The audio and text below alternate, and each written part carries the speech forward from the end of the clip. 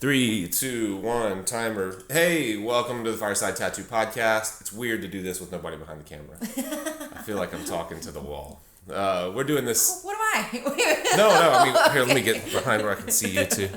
The official podcast of the Tattoo Improvement Network. Go to tattooimprovement.com, sign up for our mailing list, and you'll find out where we are. We travel. We go places. We do this. So we just traveled 12 feet. We did. Yeah. From the house to here. Mm-hmm. And this is Kristina Havens. Hi. You might remember her from episode... yeah, that's the right one. Yeah, right before the other one. Yeah. It's got to be 50 episodes ago. I don't know. It was a while, maybe a year and a half, 2 years ago. Still your favorite, though. Still the best episode we've ever done. Yep. In your beautiful studio, which is now a gym. I know. It's really sad. Yeah, that's too bad. It's not a parking lot. No, it's better than a parking lot. I just can't picture treadmills up there, but maybe the... What are you going to do?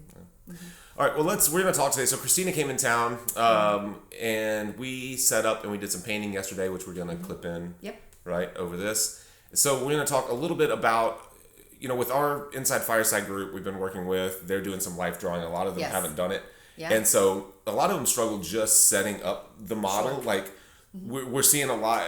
We're asking them to really separate their darks and lights and things like that. But if you're setting yourself up at a disadvantage by not knowing how to set the model up in the first place, it makes it a lot harder to pull off. Oh, sure.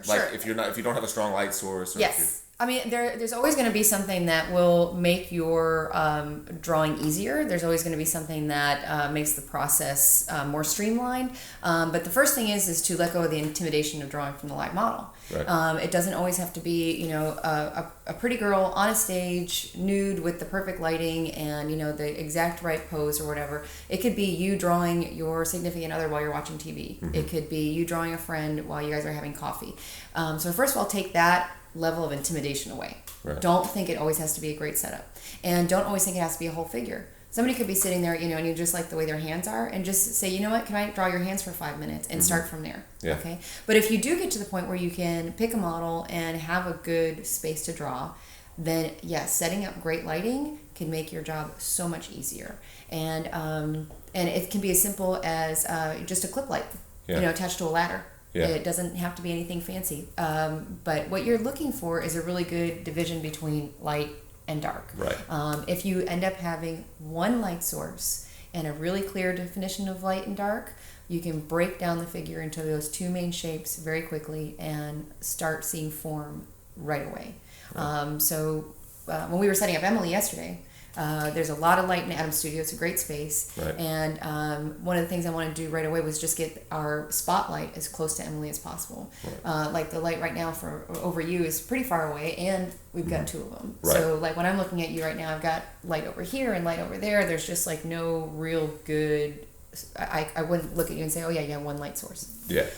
So by just getting our main source closer to the figure, getting a little bit stronger, helped us have a better setup. Yeah. And so the closer, for just practical things, the closer that the light is to you, the more intense it will be. Right.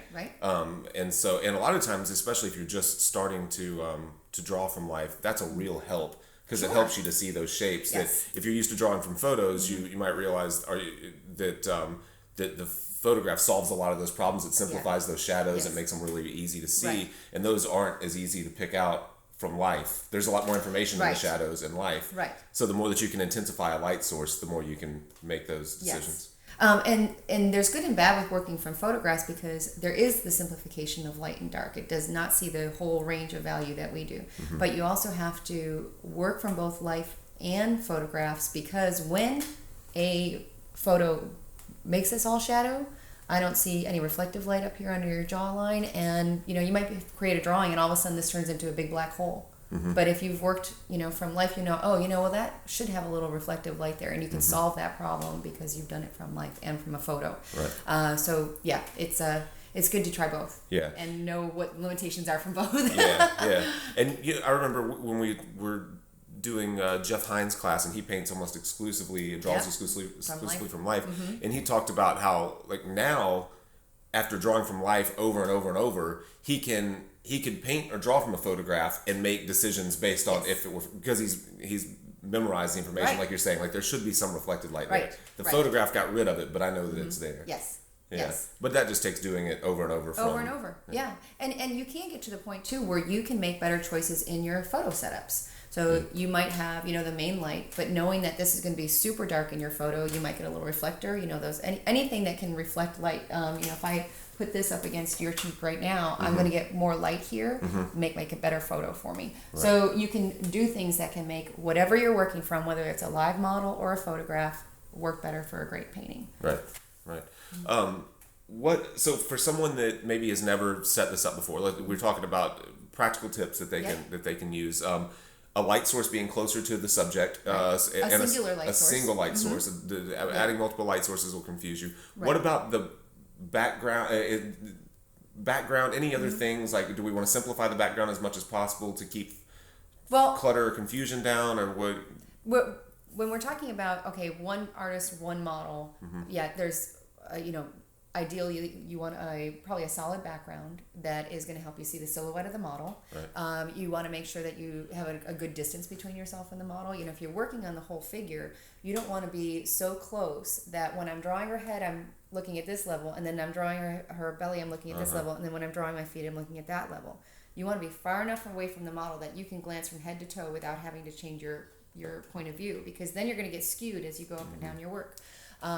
Just considering the space where you are, and if you only have a short space, then just work on a short section. Yeah. So you might only be working head and shoulders, and I can do that in this distance from you because I don't have to move my head at all. Yeah. So distance from the model, having a solid background, having a single light source, and ideally, like in a space like this, if I just turned off all the overhead lights, had one light on my easel and one light on the model, that's all I need. Perfect. Yeah.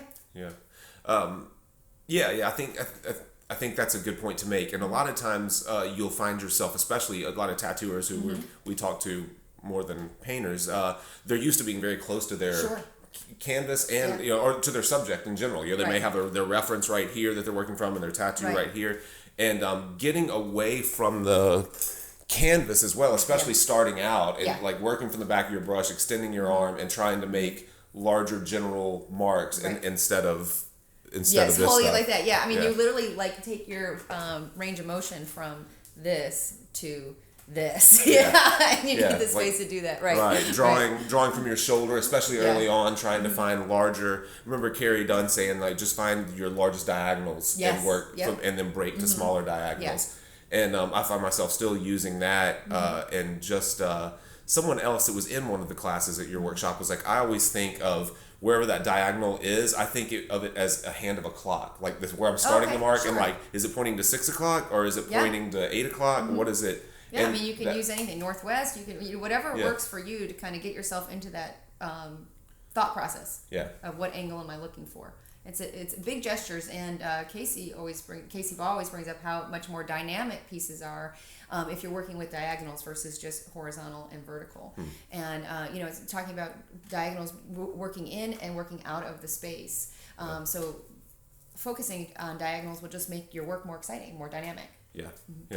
All right, moving past the setup and the block in, and we're gonna do a separate Fireside Technique episode where I correct his painting. She will correct my painting from yesterday.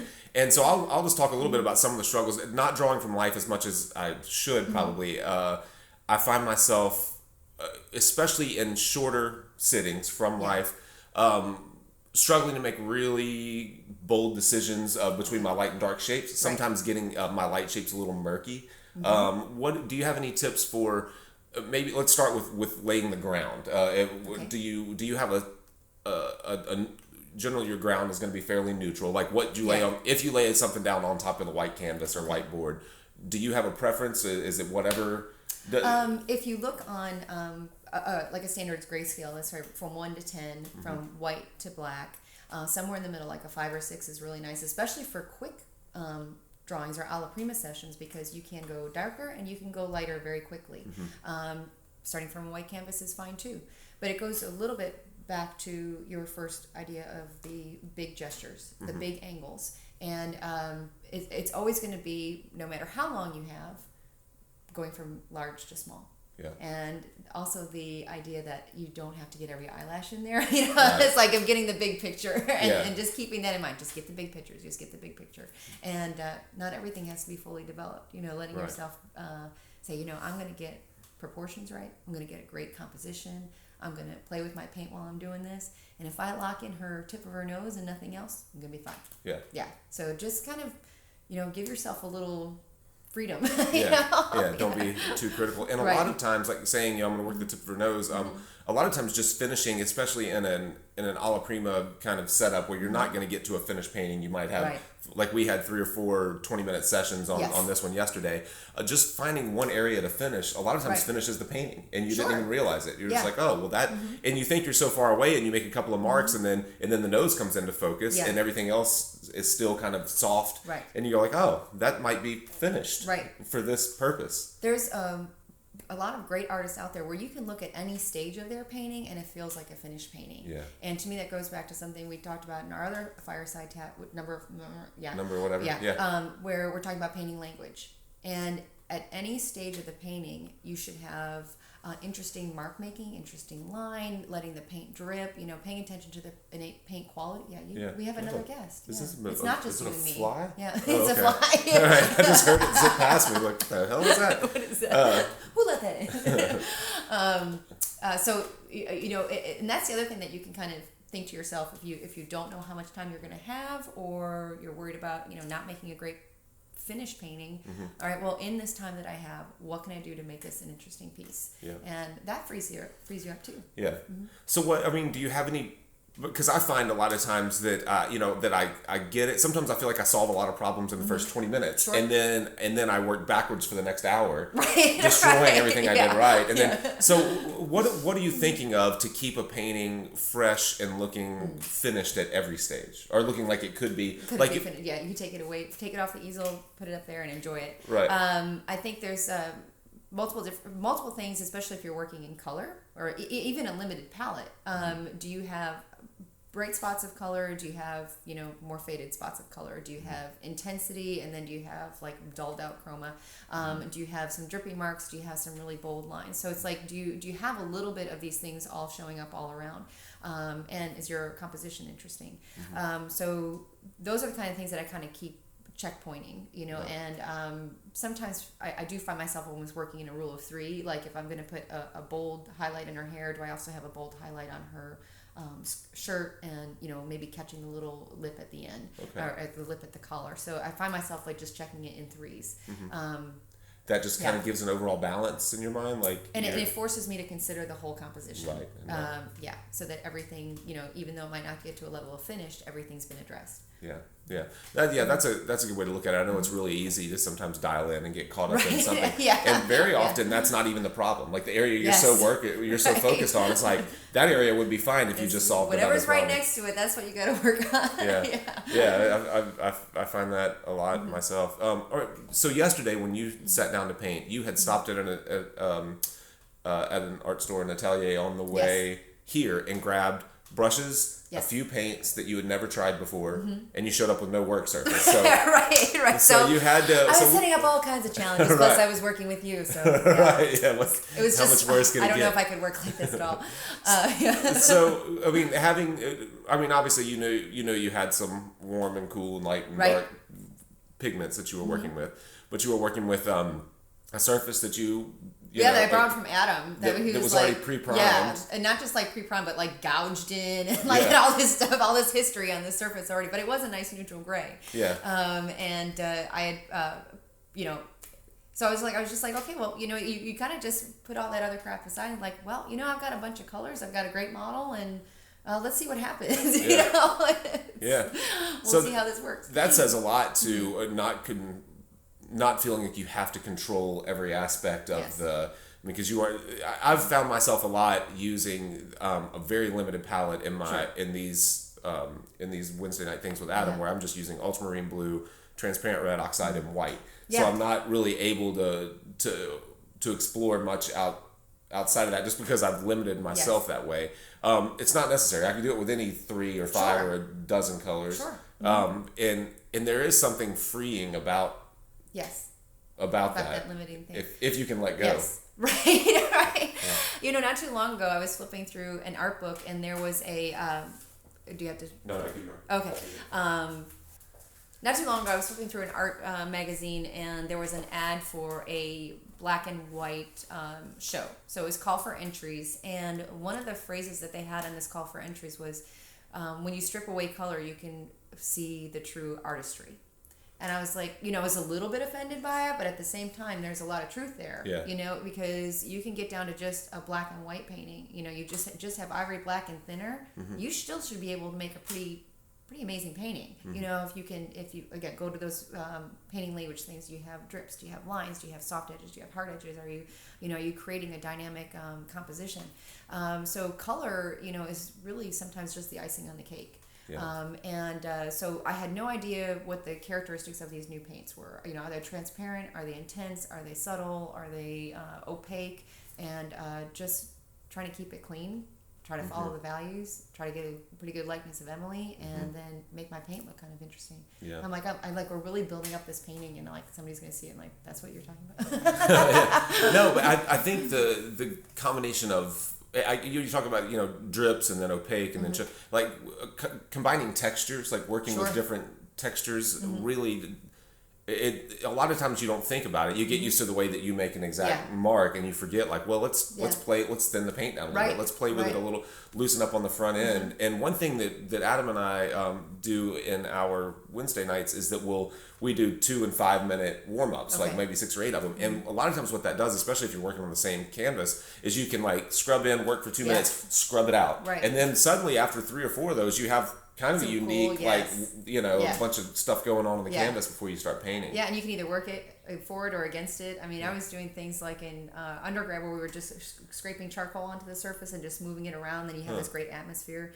You've got, you've got a son who's probably, painted on a bunch of stuff, and I've taken things that my kids have painted and put figures on top of it. Yeah. And just see like, well, how can I use that, and how can and that could be a ton of fun.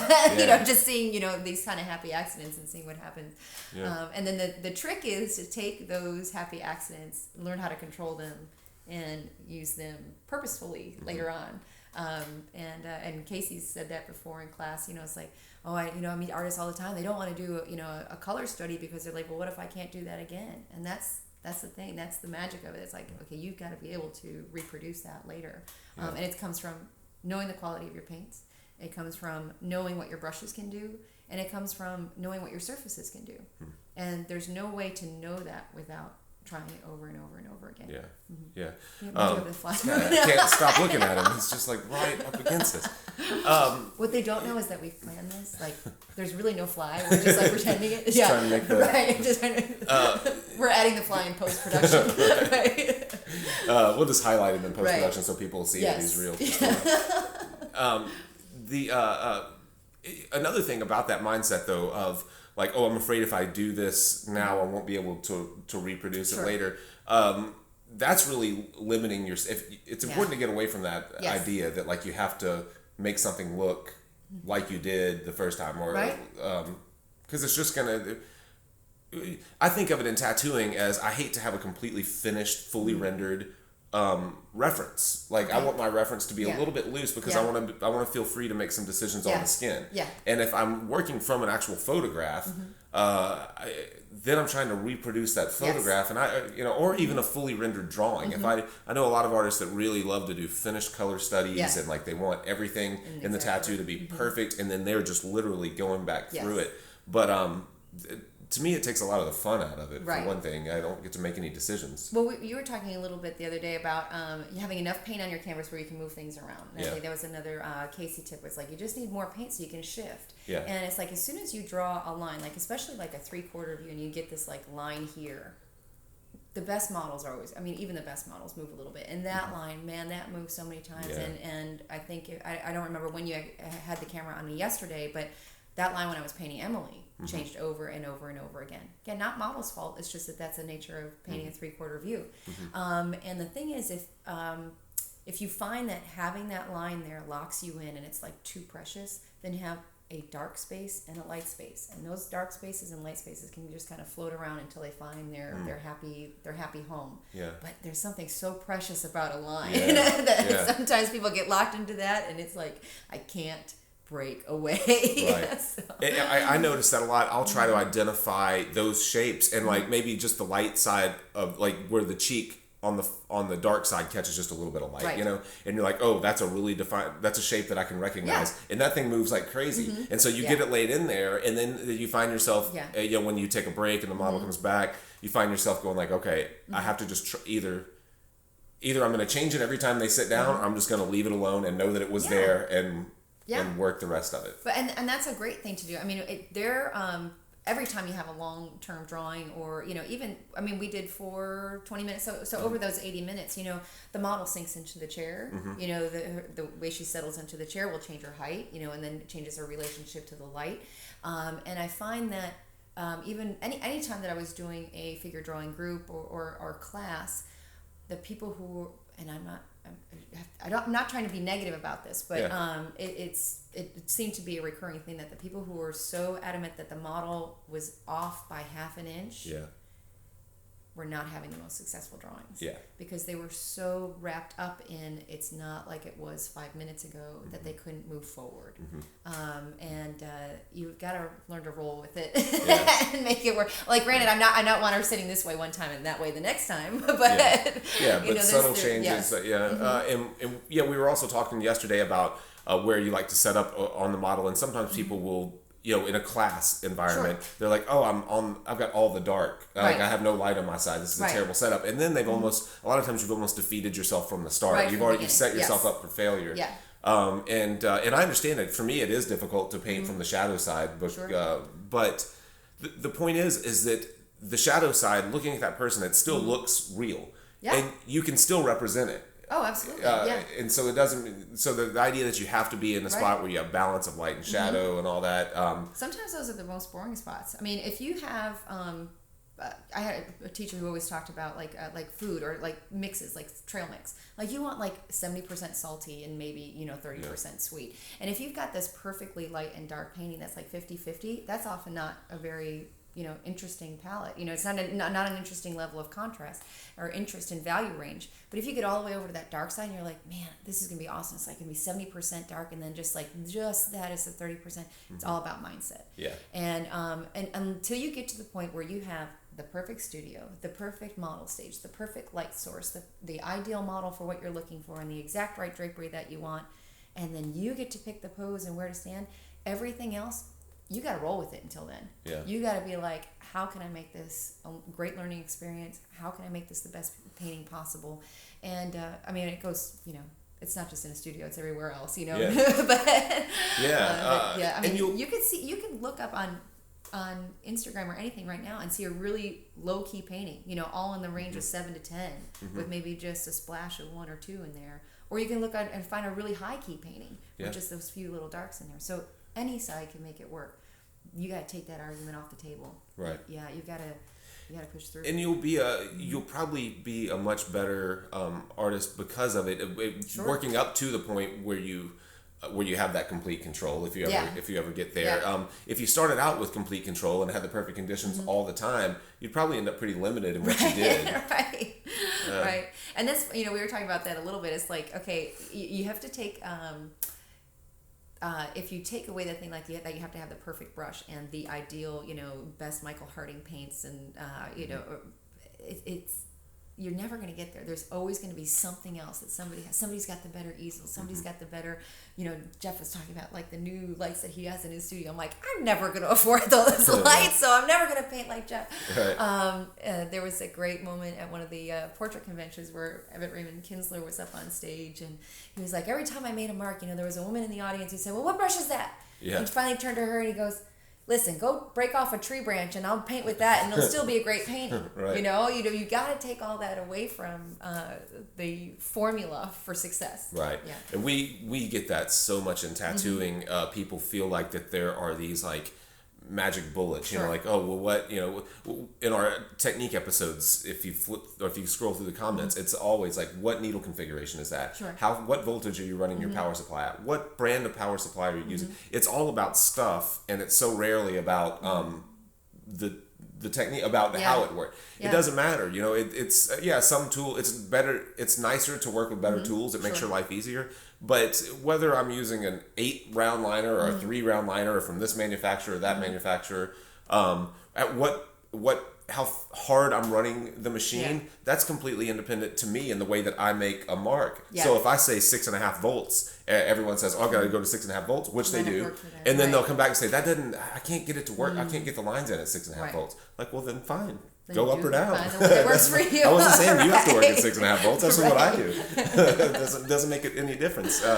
And that's where you talked about the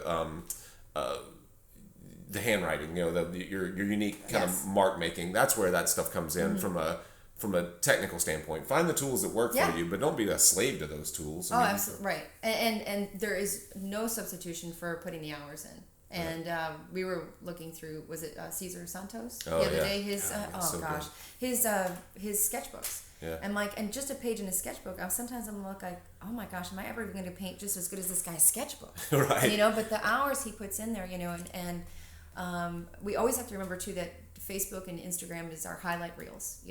Not everybody's showing you the progression, the search, the things that came out really shitty to get the one that came out really good. Right. There are things though that by learning from others' mistakes, and not mistakes or trials and tribulations, that you can cut that little bit out for yourself. I had a student who came for the first time doing oil, and she bought student grade paint. And because we were working with limited palette, the colors I asked for, especially the rose that I asked for, had to be a pretty strong rose, or else you weren't going to get a good color range. And you weren't going to get the staining of the canvas that I was looking for. And she was so frustrated because this student grade rose did absolutely nothing. Yeah. There was no intensity in the pigment or anything like that. And that is one of those things where it's like, okay, you will make your life easier if you use a tube that may have cost you $3 or $4 more, but you're getting so much more for your money. Right. And those things are going to be out there, yes. But at the end of the day, probably somebody else could have taken that tube and made something else. But definitely, I'm glad you brought that up, because that is one of the things that. Very often people they're like, well, I don't know if I'm really going to get into this or not, so I don't want to spend a lot of money. Right. But when it comes to scholastic quality student grade paints, you're almost always going to spend more money, because you're going to use so much paint. More paint, and it's just a hill you don't want to climb. And it's definitely cheaper to spend the money on a CAD red or whatever than it is to get a hue. Right. That's never going to get that intensity. And that's what's so much fun about playing with limited palettes is that if you can figure out the range that you can get from just 3 or 4 colors, and again, if you go to look up Zorn, Zorn, and look at his palette, it's 4 colors, but it's a gorgeous range, and it does make you force you to work on drawing and value much more than playing with color. So don't let the idea that you have to have this entire Crayola box of 164 $12, or gosh, what was the one the other day? $129. Yeah. $129 for some vermilion. I was like, I'll pass. I don't know. I don't think I'm gonna get that one. We encourage people to limit their tattoo palette, which used to be the norm. When I started tattooing, there were only a handful of colors. Yeah. But now there are so many. Artists have signature colors. Tell me more about when you first tattooing, Grandpa. Back in my day, we had 4 colors. 4 colors. But now that individual artists have their own palettes that you can buy, like the so and so series, and then there's the flesh tone series, and the muted earth series.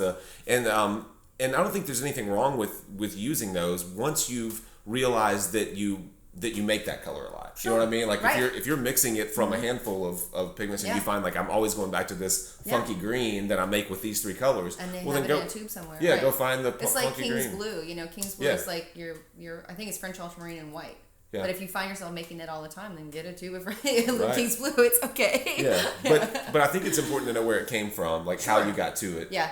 Before you start using it, and I know when maybe it was Carrie's workshop. Like his palette is crazy huge. There's a lot. Was it him? There's a lot on his, and there's a lot on Jeff's. Yeah. And Jeff Hine, has this great range of colors, but but he lays it down almost like colored spaghetti, or like that artist that we were looking at that does embroidered faces.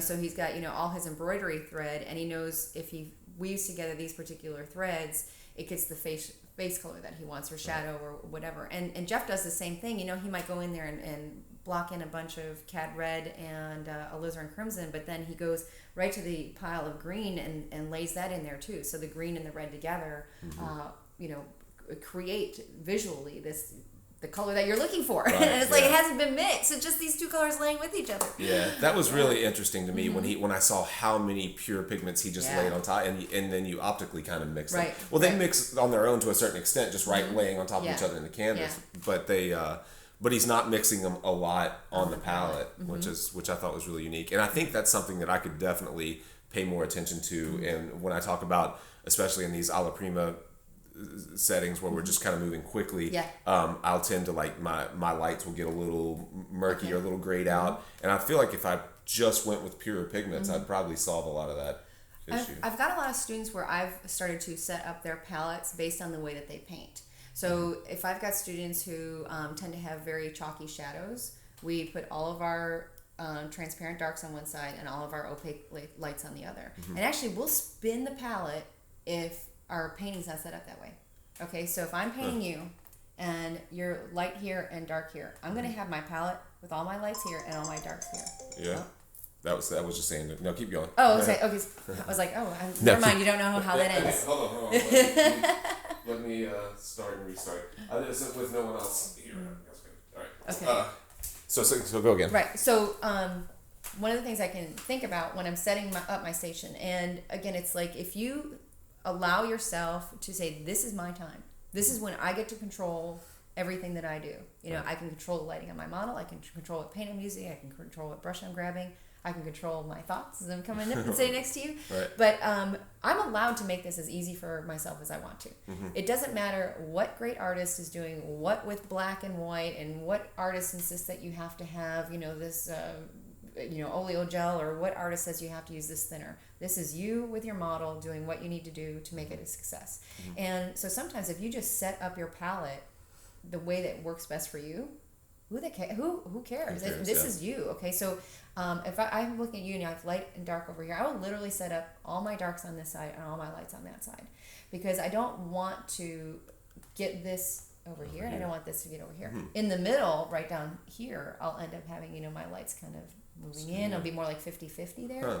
But why not set it up that way? If that helps you mentally do that, I've got artists who just love a lot of color, and we talk about there's a pastel artist, and I'm going to blank on her name, and I do apologize, but she does this class where she goes, okay, just pick out one color from my darks, one color from my mediums, and one color from my lights.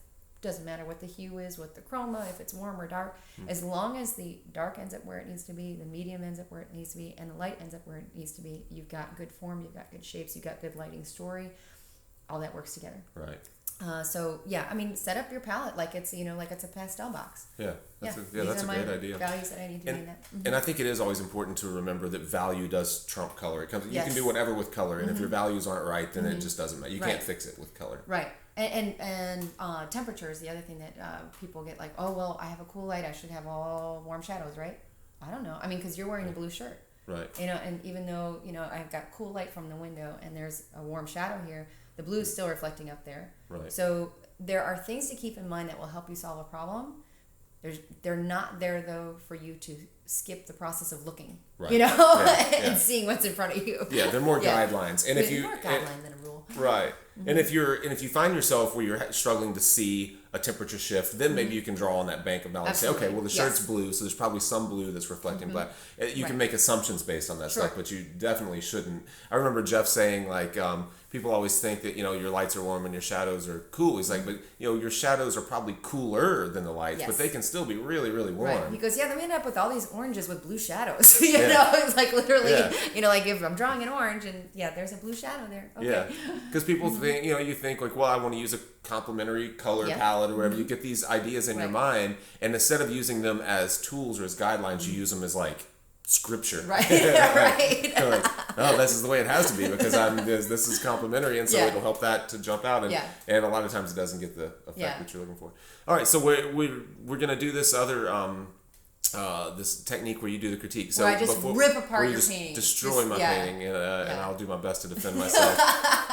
But so when you're doing that, before we get to that, we'll do that in a separate episode. You'll see it as a Fireside Technique. It'll be a little more to the point, and not as why we've been rambling. We ramble a little bit. Okay. What do you when you're critiquing? Do you have an order of operations? Just to kind of lead. We won't get too far into it, but just to lead people into the technique episode. One of the good things about being a teacher is when you're wandering around a room, you always get to come up to something from far away. Right. Okay. And I think that really helps me because it's forcing me to look at composition right away and do you have a definitive light source? There's going to be some pieces where there's, maybe it's outside on a beach, there's not a really great light source. Okay, that might be taken off the table. But those are two things that I can read from far away and come up to and say, these are a couple things we have to focus on.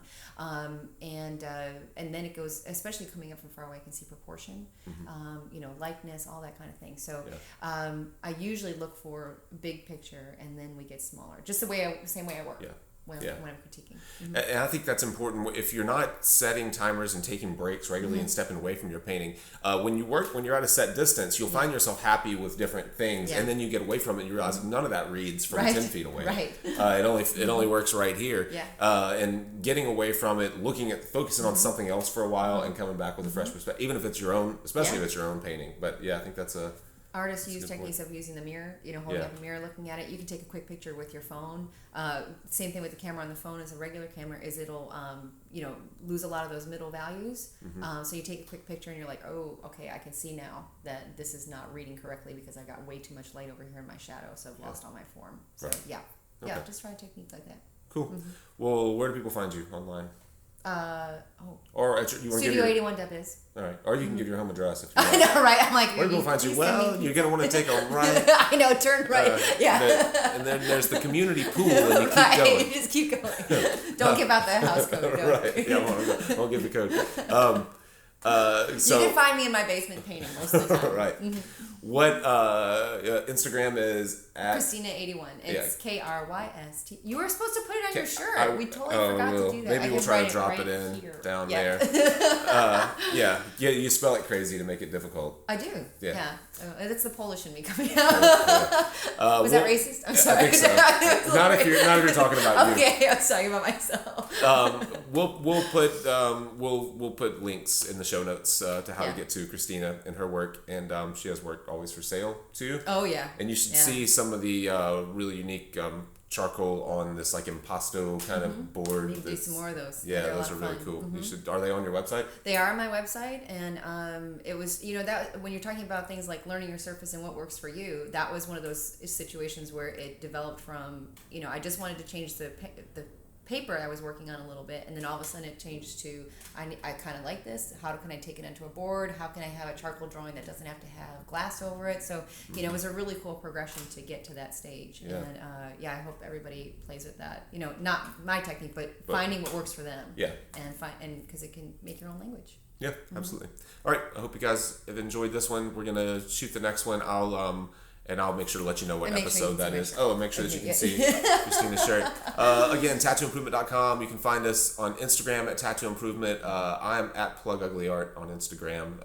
And I try not to post. I don't handle the Tattoo Improvement Instagram anymore because what I notice is when I follow like a person and their tattoo shop or something, I just get the same. They just post everything. I get doubles. So I try not to do that on Tattoo Improvement. Someone else posts to that one, and then I post to my own.